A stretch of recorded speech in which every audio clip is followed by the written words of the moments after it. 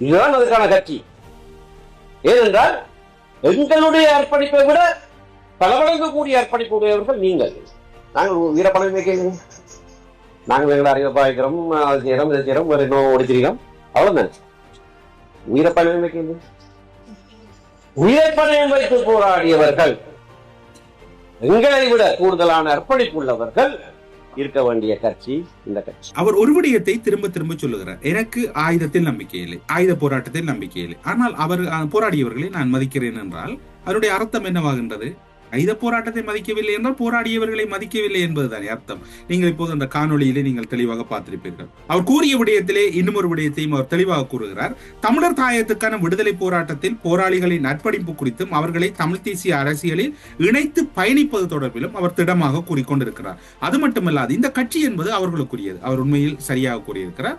அந்த கட்சி போராட்டத்தோடும் போராட்டத்தின் பால் அந்த போராட்டத்துக்காக அர்ப்பணிப்பு செய்த அந்த வடக்கு கிழக்கு மக்களுக்குரிய கட்சி தான் இலங்கை தமிழரசு கட்சி, அவருக்குரிய கட்சி இல்லை என்பதையும் அவர் கூறியிருக்கிறார்.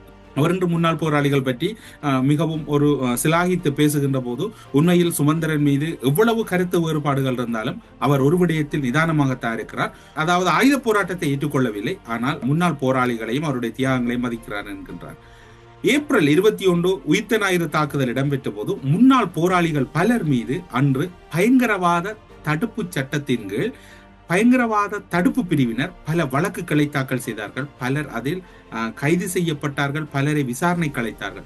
அதனால் பாதிக்கப்பட்ட ஒரு முன்னாள் போராளி என்ன கூறுகிறார் என்று பாருங்கள். ஏப்ரல் 21 தற்கொலை குண்டு தாக்குதல் நடந்த போது 23ஆம் தேதி எனக்கும் இன்னும் சில முன்னாள் போராளிகளுக்கும் பயங்கரவாத தடுப்பு பிரிவினர் விசாரணைக்கு கொழும்புக்கு வருமாறு கடிதங்கள் அனுப்பப்பட்டது.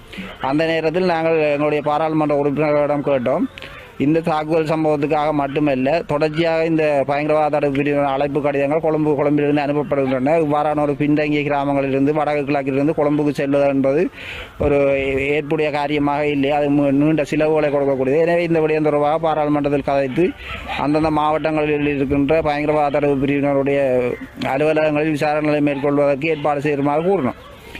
அது தொடர்பாக தாங்கள் கதைப்பதாக சொன்னார்கள். அதுபோல எந்த நடவடிக்கையும் இல்லை. நான் சுமந்திரன் ஐயா அவர்களை தொடர்பு கொண்டு கேட்டபோது அவர் ஒரு காட்டமான பதிலை சொல்லியிருந்தார். முன்னாள் போராளிகள் விடயத்தில் தாங்கள் எந்த விதமான அக்கறையும் காட்ட மாட்டோம், அது தொடர்பாக எங்களுடன் பேச வேண்டாம் என்ற ஒரு காட்டமான ஒரு பதிலை எங்களுக்கு வழங்கியிருந்தார். சுமந்திரன் ஐயா அவர்களை தொடர்பு கொண்டு கேட்டபோது அவர் ஒரு காட்டமான பதிலை சொல்லியிருந்தார். முன்னாள் போராளிகள் விடயத்தில் தாங்கள் எந்த விதமான அக்கறையும் காட்ட மாட்டோம், அது தொடர்பாக எங்களுடன் பேச வேண்டாம் என்ற ஒரு காட்டமான ஒரு பதிலை எங்களுக்கு வழங்கியிருந்தார். அவர்களுடைய நிலைப்பாடு விடுதலை போராட்டத்தை ஏற்கவில்லை என்பது அவர்களுடைய மறைமுகமான கருத்தாக இருந்தது. தற்போதுதான் அந்த உள்ளிருந்த பொய்யான ஒரு எண்ணப்பாடு வெளியில் வந்துவிட்டது என்பது தற்போது வெளிச்சமாக இருக்கின்றது.